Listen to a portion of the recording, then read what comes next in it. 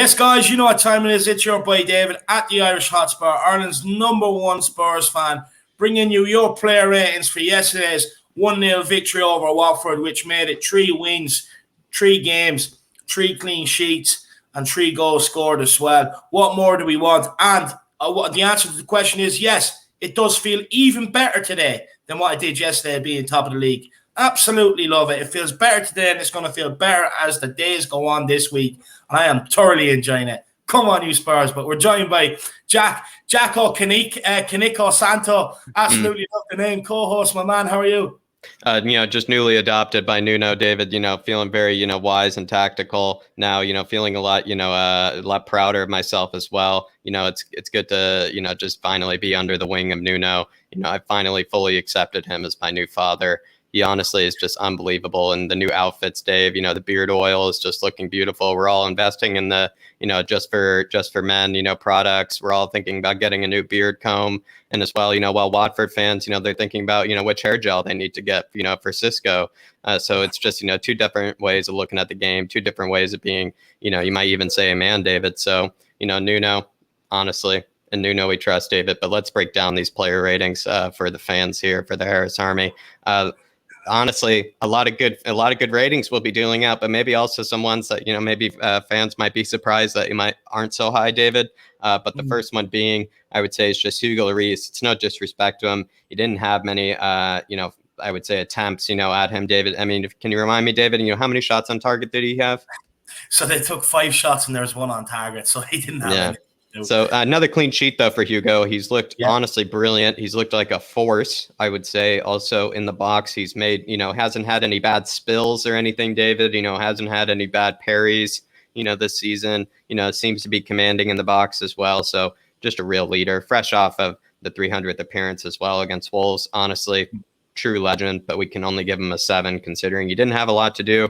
So he's probably just thinking about what he was cooking up for dinner that night, and et cetera, how he's getting home, from the bus and everything, kind of things, I would say a bored goalkeeper would probably think about. For Tanganga here, David, I'm going to give him an 8.5. I thought he was absolutely immense. He was in this kind of Bermuda diamond or Bermuda triangle, you might say, of, absolutely bone crunching players here. You might even say it's kind of like the bone crunching alley, where it's just an alley you never want to turn down, a street you never want to turn down. But he was an 8.5. David, what do you think of Tanganga?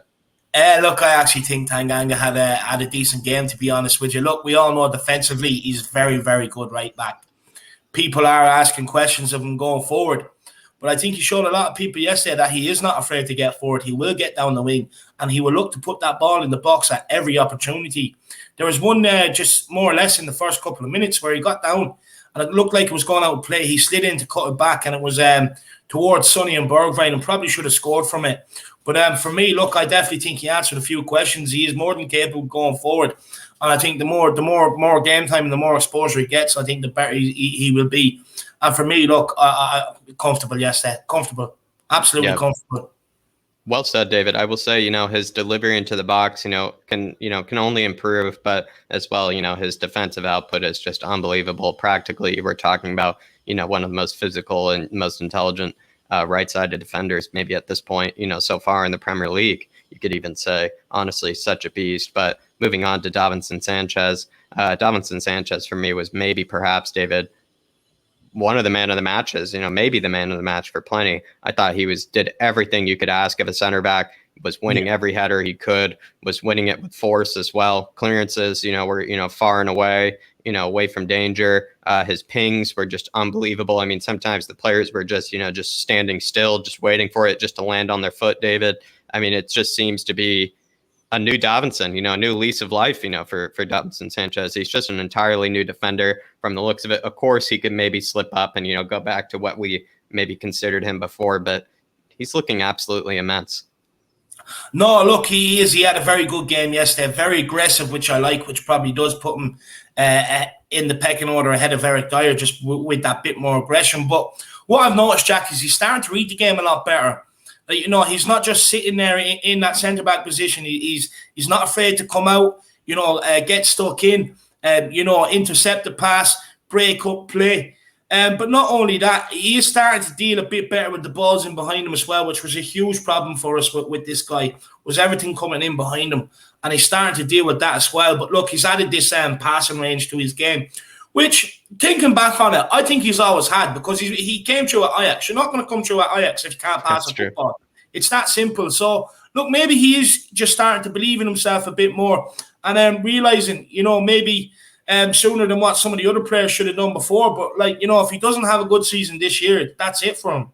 You know what I mean? So, look, I think he does want to stay at Tottenham Hotspur, and long may this form continue. And, credit where credit's due. I thought he had a brilliant game. I think he's been an integral part of this for 3 clean sheets in the first 3 games. So big up Davison, and long may it continue, kid. long may it continue. It was a bit of an oxymoron, considering before what we were talking about him, being an Ajax product and, his passing ability before. But now it's maybe starting to make sense why he was at Ajax potentially. But Eric Dyer, Moon Boots, I would say a decent performance, a solid performance, by no means a bad performance at all. Another solid performance from Moon Boots. Really, really enjoy his comfort in handling dangerous situations. I will say sometimes is still giving away, the odd hospital pass into the midfield, into the likes of Skippy, into the likes of Højbjerg. But he's just lucky that, Højbjerg has such a brilliant touch nowadays that he's able to handle it under pressure. But Moon Boots, for me, I think he's solid, but he's starting to maybe, I don't know how you put it, Dave. There's starting to become a bit of a distance between him and Davinson Sanchez is what I would say. Yeah, no, look, Dyer, another decent performance. Didn't really put one. Actually, there's one thing I'm going to pick out from yesterday's game. At one stage, the ball was over Davinson Sanchez's side of the box, and it was up in the air, and I think you know exactly what I'm going to say, Jack. But Eric Dyer come careering over to try and deal with it. Not one of them called it between them. And, he just clattered into Davinson Sanchez. Now, that sort of thing cannot be happening. They both have mouths. One of them need to use it. They use it in the press, so they need to use it on the pitch. And for me, that's the moment I'm going to pick out from Eric Dyer. He needs to improve on that. Sometimes he just turns into a bit of a head case, a loose cannon. Just control it. Just control it. But look, another good game from Eric Dyer. I'll be honest with you, didn't really have too much to do, to be honest with you. I thought he would have had a lot more to do with Sarr. But Reguilon, dealt with that on his own, more or less. So, look, Dyer, yeah, just decent. Another clean sheet from him. Never thought I'd be saying this at the start of this season. So, again, long may it continue. It all benefits Tottenham. No, it all benefits Tottenham at the end of the day. Good luck to Moon Boots, and long may it continue, like David is saying. Reguilon, I thought David was he was showing his defensive class. We usually, rate him for his, ability to get forward, his ability to put in, a bit of intelligent movement, as a fullback, his ability to just go up and down the pitch as well. We absolutely love that. But yesterday, the defensive prowess was just showing, kind of that dogged, almost ruthless kind of, defensive energy that he has was coming through. I've kind of likened him to being like a mosquito. He just won't leave you alone. You just can't seem to swat him. You feel like you killed him, and then he's just back up on your arm again, pulling on you. He's just, Ismail Assar must still be feeling, the claw marks, the bites, honestly, David, he was just absolutely, it just was all over Sarr. And Sarr, had a very lively first 10 minutes. But I was saying to Shamu that, listen, he's going to grow quiet. This first 10 minutes, every player is lively. Every player is going to be up for it in the first 10 minutes. And then right after that, I was almost like Reguilon, tucked him away to sleep, David, just tucked him away in the corner, let him be there. It just really was like, Reguilon, unbelievable defensive job. And we were quite worried, to see how he would do against Ismail Assar, who is a very talented player. Yeah, look, this is the one area I was worried about with Reguilon. We know how he likes the ball forward, but I don't think he got forward as much yesterday as no. I mean, I think he done his number, he done his job well. He marshaled the threat of Sarr. And look, for me, I think he's improved his defensive side of the game massively. But I knew that after the City game. Last year last season, I seen players just cut inside of him, and because of his pace, getting out to players, they wait for the last minute, cut inside, and they just skip by him. He's not doing that this year. He's very controlled in what he's doing defensively. And look, he just put Sarr in his pocket. I think him and Tanganga must be sitting in there rolling dice, betting on all this money that they have in their arse pocket, Jack. But good performance from Reguilon. And look, I think he's going to have a magnificent season for us. Absolutely, David. Really well said. I do hope that, the Region and Tanganga do spend wisely, with all the cash that, they're developing in their pockets, David. They might even get caught, for laundering, considering all the money that they're probably taking from these guys. But, that's just a matter, that we probably don't need to include in player ratings. But Skippy, David, honestly, a bit underrated, I would say. He was absolutely immense as well, just pinging and dinging, all of the wheeling and dealing he was doing from, the center defensive mid, from the holding midfield, maybe a Skipinho kind of in there. It was just absolutely immense in there, just being a bit of a tempo setter, but also as well, just such a cleanup man. I wouldn't say maybe as great as his performance against City, but I would say probably his second best performance so far. David, what do you think? I think he was absolutely phenomenal yesterday, Jack. Look, this guy, he's one of these players that really gets underappreciated. It was like N'Golo Kante for the first while, really underappreciated. Every breaking ball, he was there to pick up. Anytime they got the ball into midfield, he was there to break it up. And not only that, he's not afraid to get on the ball, and get us going, pick up the ball and get us going. Some nice passes at one stage. Moon Boots was starting to get overconfident and about to do his old tricks. And Skip just comes over, looks at him and says, Dyer, stick to what you're good at. I'll do this. He got the ball, sprayed it right, straight out onto, I think it was Lucas's foot. This was in the second half. Straight out onto Lucas's foot. And I was just like, that's what we need. Someone just to say to Dyer, look, you stick at what you're good at. Let me take this. Let me take the responsibility. And for such a young kid to want to take all this responsibility, it's brilliant. And for me, I think he's a brilliant midfielder. He's exactly what we need in there. Just that raw, aggressive, sort of player. Look, I know people are saying he's picking up cards. He needs to watch out. But you look at the cards. The one against Norwich shouldn't have been a card. The one yesterday was in the 86th minute. He was grinning. He got to 86 minutes without getting the booking. And for me, look, I just think we're going to have to accept this. We need this sort of player who will chop players down, and not afraid to take that card for the team in order to get the 3 points. I think he's very underrated, and I think he has a massive, massive future at this club. And I do think he'll be in the next World Cup squad for England too. Wow, David, big positivity for Skippy there. The only thing I would also defend in terms of his yellow cards, I mean, look at the people he's surrounded with on the right-hand side. He's just trying to fit in, David. He just wants, he's just thinking, he's just trying to come to them and, in the lunchroom, in the mess hall, just saying, listen, guys, look at the yellow cards I've accumulated. I have more than you, Tanganga, I have more than you, Højbjerg.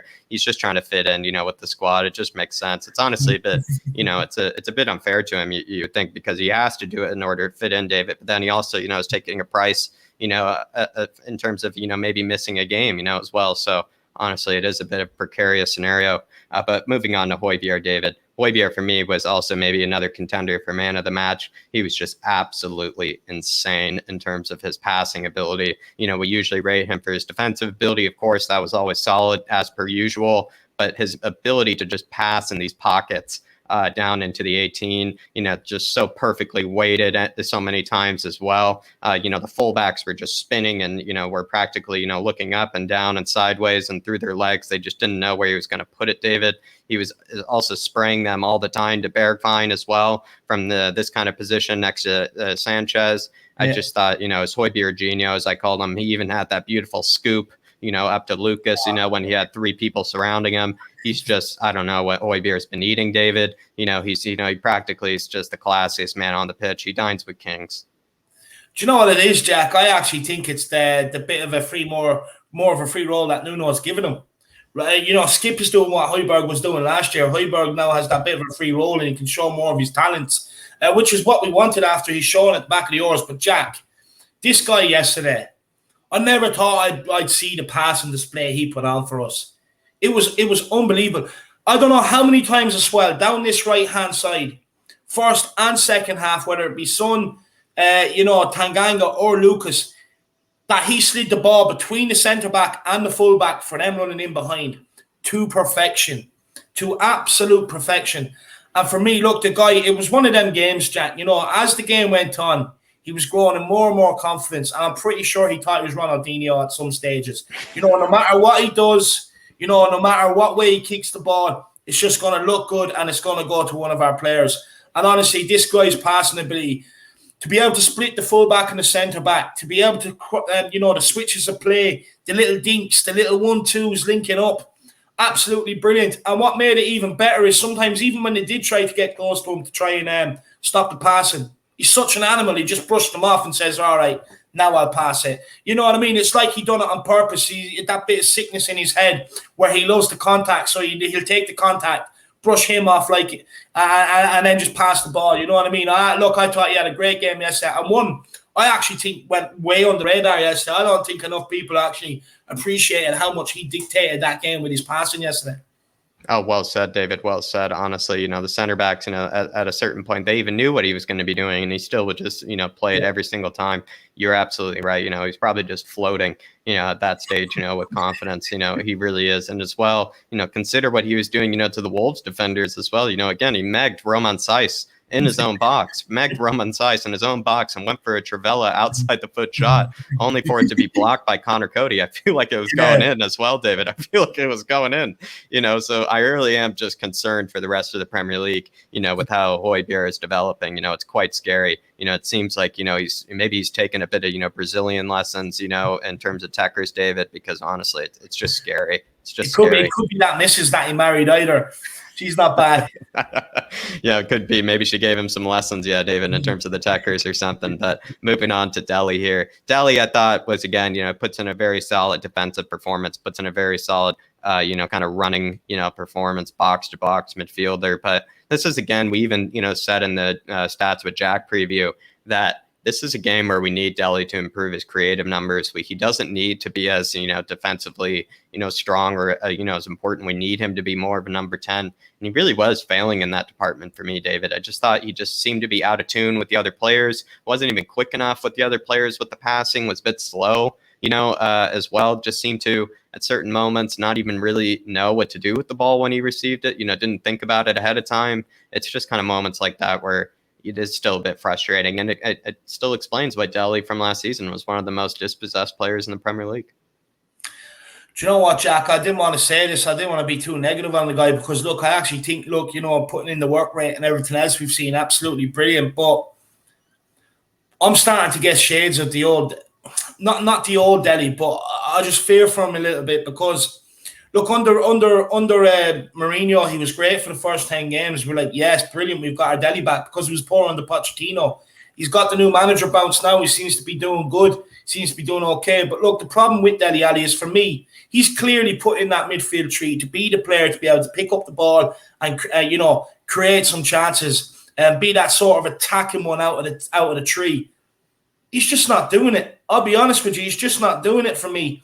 And I do fear after, we get the Palace, Chelsea and Arsenal game out of the way, that if he doesn't improve, I fear for him because I think Nuno will drop him and look to bring in a Galini who will operate more in a can role, who will have that free floating role, which then in turn will create space for Harry Kane. Because let's be honest, Harry Kane was buzzing playing with him Thursday night.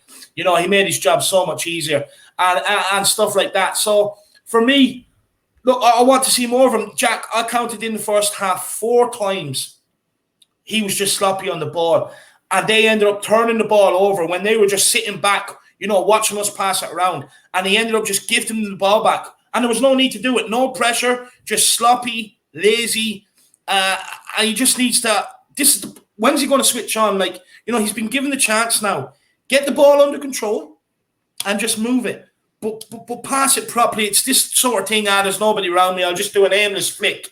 And then all of a sudden, Ismail Sarr comes in, takes the ball, and he's off. You can't do that. You cannot switch off like that. Because if there was one stage, they nearly got a good counter-attack off it. That would have been 1-0 up. You cannot do that if you're Dele Alli. You cannot do that, not when you're in so much control of a game like that. Look, I know people may say you're being a bit harsh, but I'm just looking at the bigger picture right now.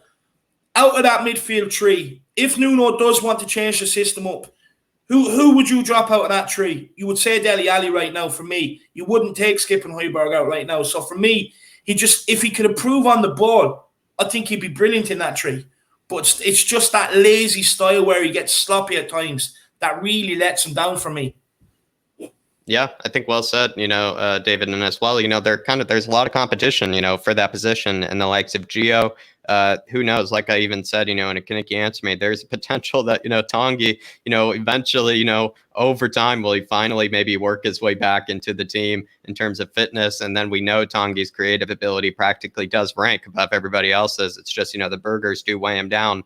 And if he were to, let's say, David, improve his fitness, you would think he probably would slot right in, and take that, position, from Delhi, because we, knew that, Tanguy was a fantastic kind of number 8/number 10 for us, before, not sitting next to Højbjerg or the defensive midfielder, but being a bit higher up while still tracking back. So Delhi's going to have to improve the creative output, even the finishing as well. He missed another, decent opportunity. I would say a great opportunity, actually. Never mind. And so, yeah, he's got to maybe look over his shoulder a little bit, despite him improving his defensive performances, despite him being absolutely immense in tracking back and running up and down the pitch. He's definitely improved that for sure. And his attitude, I think he's improved for sure. But yeah, his creative ability, we're going to have to now judge and be a bit more critical of, I would say. But yeah, moving, 100%, 100%. Just quickly, just for the first few games, look, because we were getting we're all looking excited at a new Delhi, yeah. Because of the work rate and that, because we haven't seen it from him before. But realistically, when you look at the tree, he's in there for the creative ability, and he's just not creating. So, look, and I don't want everyone to think I'm shitting on Dele Alli. I'm not. But he does need, to up his game a little in that department. Yeah, well said, David. Well said. Moving on, I think, we're going to give it to Sonny to, start a bit here. Sonny, I think, gets a 9 for me, David. He scored the goal. His delivery into the box is just terrifying nowadays. Not only just from that free kick, of course, but also from his corners. It just seems like there's someone that could get on the end of it every single time. He always passes the first man. He's practically putting it right in the middle of the 6 every time. It's always very high and looping, but also coming down very quickly. So the goalkeepers don't, can never seem to, punch it or anything. It just seems like it's always a good opportunity from us to score from a corner. I'm surprised we haven't, actually. And as well, I do think, he seemed to show that he can make that adjustment, for Bergwijn to play on the right. He can cut inside on his left and try to curl it. He can take it down the byline on his right and do something as well. He was almost maybe a bit unselfish, you might say, and just being able to play on the right. So it just shows, Sonny is really just a true leader, a true, I don't know, just he's just an absolute Spurs through and through. He's just an absolute man for us through and through. He's a leader. He's our Sonny. So yeah, David, I give him a 9. He's just solid. Yeah, look, I thought he had a very good game yesterday. Like what Sonny always does. He's always looking to go at people, try and play true balls. But I'll be honest, one thing I'm not happy with is that he was made move out of position just for Stevie B. Look, my opinion on it is Son and Kane link up so well with Son over on the left-hand side. Just keep it like that. Look, for me, it kind of disrupted the whole attacking unit yesterday, especially in the first half. When Lucas came on and restored to what it should be, and people were blaming Harry Kane for all of this and that he should have been on the bench, this, that, and the other. But when you look at it, why would you put Sonny out on the right when the link up him and Kane have with Sonny out on the left-hand side? I get it. I can understand Nuno probably done it because Stevie B is better on the left and confidence, this, that, and the other. We got away with it yesterday. But if it's coming to bigger games, we cannot just fit this guy in to accommodate him because he has confidence issues. You're at a big club now. You either fit in or you don't. End of. And put some back out on the left-hand side. But in terms of the free kick, I thought, look, the free kick, it's one of them. You put it into perfect corridor, like I call it, where if anyone sticks the head out and gets the head on it, it's in the back of the net. And Boukman doesn't know whether to dive because you have players running in, so he doesn't know whether to dive or whether to hold his ground and wait for someone to header. And in the end, he done kind of neither. And it went in. And it was a great free kick by Son. Great free kick. First free kick for Tottenham on his 200 Premier League appearance. Look, I think Son was good yesterday. Very good. But look, I just want to see him back out on the left-hand side. That's where he's most dangerous. That's where he's been best for Tottenham. And for me, look, he's just one of them guys. No matter where you put him in, Jack, he's going to fill in. He's going to do a great job. He's filled in for Kane. He's been brilliant. He played well yesterday out on the right, and he's been brilliant for Tottenham out on the left. But for me, I just want him back over on the left, especially coming into the bigger games. We can't be accommodating someone just for a confidence issue. At the end of the day, it's up to them to be confident. Yeah, well said, David. Well said. Maybe we can just touch a little bit more on Bergwijn here. I gave him a 7, David. With Bergwijn, I just thought he was there were so many times when he was sprayed, the ball, in these beautiful positions right in front of the 18. And it just seemed like you had to pay him bonuses just for him to put his own body in the 18, just for him to put the ball in the 18 practically. Just seemed there was no sense of urgency at times. There's no sense of urgency to beat his man, which always really frustrates me, I will say, considering he is a winger. He is very pacey. He is very skilled on the ball. Of course, we were all absolutely adoring his skills against Wolves. And then you were thinking, with all the opportunities he was given, David, like, how could he not take his man? How could he not skin his man? And all the opportunities he was given by Højbjerg, Skippy, Sanchez, we were pinging it to him all day over there, and he just really wasn't doing anything with it. And it was very frustrating, I think, for me to watch as well, considering because he was on the side where Ismail Sarr wasn't tracking back. It really was just him versus Cathcart one-on-one. Maybe Moussa Sissoko was the one that would track back every once in a while, but really, like, are we going to, give that as an excuse? So, David, to be honest, Bergwijn for me, a 7. I thought Lucas, who came in, immediately showed, what you're supposed to be doing as a winger. Skin past your man, put a ball in the box, skin past your man, put a ball on the floor in behind for somebody. Just be creative, do something to cause some danger, to cause something to happen. He even took the moment Lucas came onto the pitch, he had a shot on goal almost within minutes, right? So you do kind of just consider Bergwijn could have done a lot more with his opportunities. Jack, this guy, he's starting to bug me now. It really is starting to bug me. Look, it's getting to the point where people are willing to accept Sonny playing on the right, or they want to drop Kane, keep Bergwijn on the left, put Sonny up top and Lucas out right, just to accommodate this guy, because he has confidence. And if he gets his confidence, he's going to be brilliant. Well, confidence starts on the training pitch, doing right on the training pitch, and then it'll come into games. But when you get to games, you have to take your chance. Now, everything with that attacking yesterday was accommodated for this guy to play in his favourite position. Not only that, Jack. Now, we watched Watford. We watched them in their 2 games on the build-up to this to be able to do the tactics and everything else. Cathcart got exposed against Brighton and against Aston Villa playing at right back. Now, he is an actual centre-back, but he's filling in at right back. Got exposed. Bergwijn didn't expose him once. Not once. Okay, he won the free kick, right? I get it. But what else did he do? He done absolutely nothing. There was, like you were saying, Jack, he had so many times, get the ball down, drive at your man, and make something happen. Like what wingers are supposed to do. He didn't want to do it. Passing inside, passing backwards. Cathcart is shit. He's slow. Just put the ball by him and go. It's that easy. And he won't do it. And for me, I just do not understand that people are talking about dropping Kane to the bench and everything else just to fit this guy in. Now, it's absurd. It's absurd.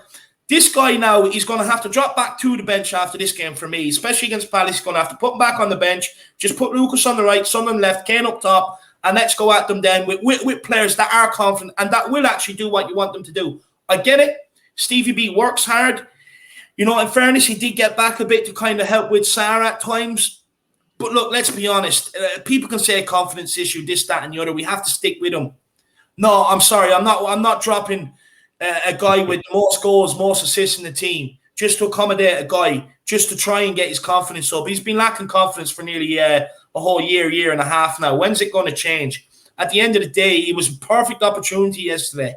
Perfect opportunity just to expose Cathcart, get at him, put your name down on the team sheet, show exactly why you're in this team. I firmly believe he got in for that bit of skill that he done against Wolves. Now, if that's what people want, just one bit of skill per 90 minutes, I don't know what to say. I really don't know what to say. What's football coming to when you just want to see one bit of skill and that judges people's judges their judgment on his performance. Oh, he was class. Why? Because he done one bit of skill. Give me a break. Give me a break. Honestly, I want output. People again are saying, drop Kane. We want this fast attack. Son up top. Bergwijn out right. Lucas out left. Add Bergwijn and Lucas's assists together and goals together. They're nowhere near what Kane has from 2018. And this is what I'm saying. What are these Bergwijn fans on about? You want to drop your best player just to suit this guy. Give it a break, start thinking rationally, and just realize, look, that this guy, he has all the talent in the world, but it's up to him. It's up to him from now on. I'm not doing any more of this. We need to sort the system and change the system, everything else for this one guy to try and get his confidence up. We're not a confidence club. We're a football club, and that's what I want. I think Footballers. the only thing I can concede to him is it seems like in the bigger games, we do need him for that work rate. We need him for his pace. We need him for, his ability to put himself in these perfect positions to receive the ball. It's just like we said, there's just no end product every single time. So especially for a team like Watford, where he's just sitting right here, David, just poaching, just waiting right there for that ping ball. I honestly would just put Tanguy Lardas over there because at least we know he would skin his man. No matter how many burgers he's carrying in the pocket, David, we know he'd still skin past Cathcart right there every single time. If you put Lucas there, he'd skim past him every time. You put Sonny there, he'd skim past him every time. So I think that's just what really David is on about there. But Jack, as well, look, you look at this guy. We say it for the bigger games. City, chance to make it 2-0, blew it. Wolves, chance to square it 5 yards across the 6-yard box to Dele Alli, blew it. What more opportunities does this guy want before we say, look, your end product is not there, end of. Yeah. And for me, I'm just fed up with it. I'm fed up with it. What lessons has he learned from that Liverpool game last season where he blew big chances? I get it. He works hard in these big games. But when he does get the chance to put the big game beyond doubt, he can't do it. I don't know, I don't know. Look, I hope it works out for him at Tottenham. I really do. I hope he finds the confidence. Just don't see it.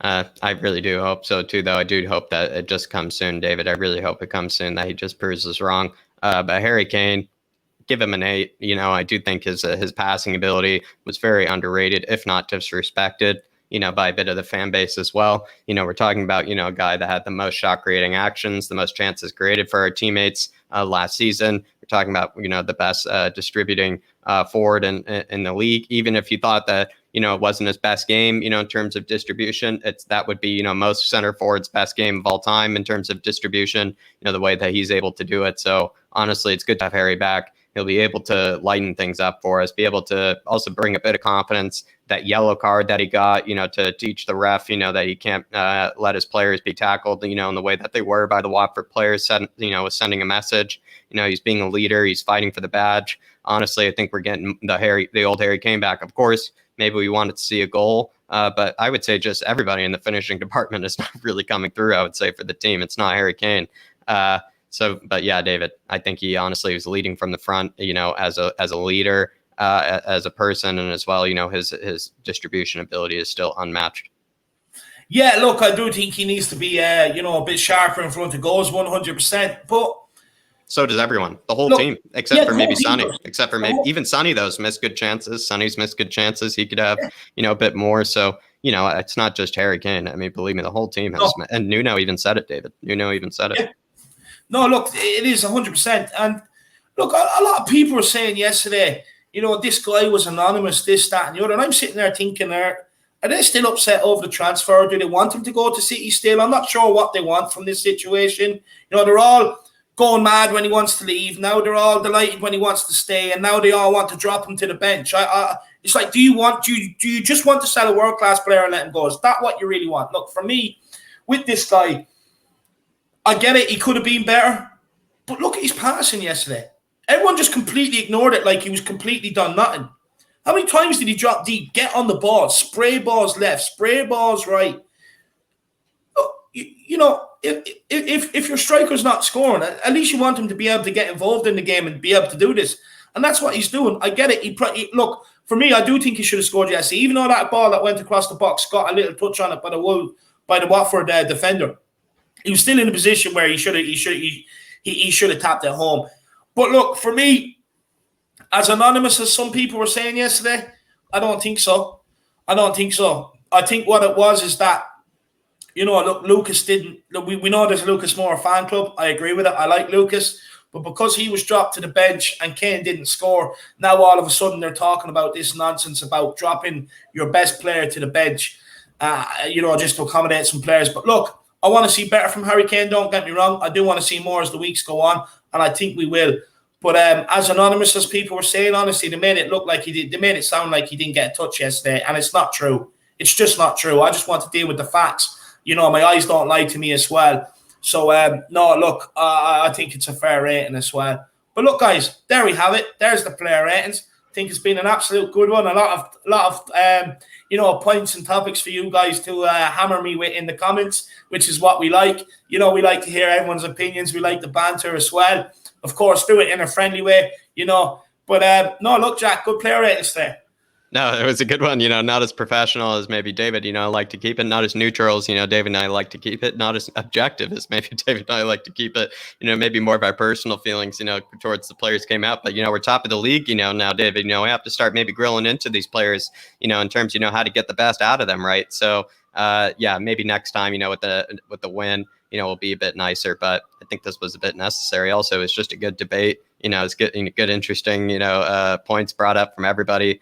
So honestly, I do hope they enjoy it. And please, yeah, put in your comments, on anything we said. Well, trust me, we'll get to it. We'll get to your guys' comments. We'd love to engage with you. No, look, we are usually a bit more neutral in these player ratings, but one thing I will say is the international break's coming on. So look, why not get our true feelings out there before the international break comes around? Look, I just heard this whole Kane thing on the bench yesterday. It's really irked me. I'm kind of sitting there like, we've won the game. Why is everyone not enjoying life, loving life? Why is everyone starting to create issues that there doesn't need to be created and stuff like that? But look, it is what it is. Make sure you do smash that like button. Make sure you smash that subscribe button. Most importantly, get your comments in. Get your comments in. We will get back to you. Even if you agree or completely disagree, let us know. And look, as always, we're top of the league, baby. And in Nuno we trust. And come on, you Spurs. Nuno we trust.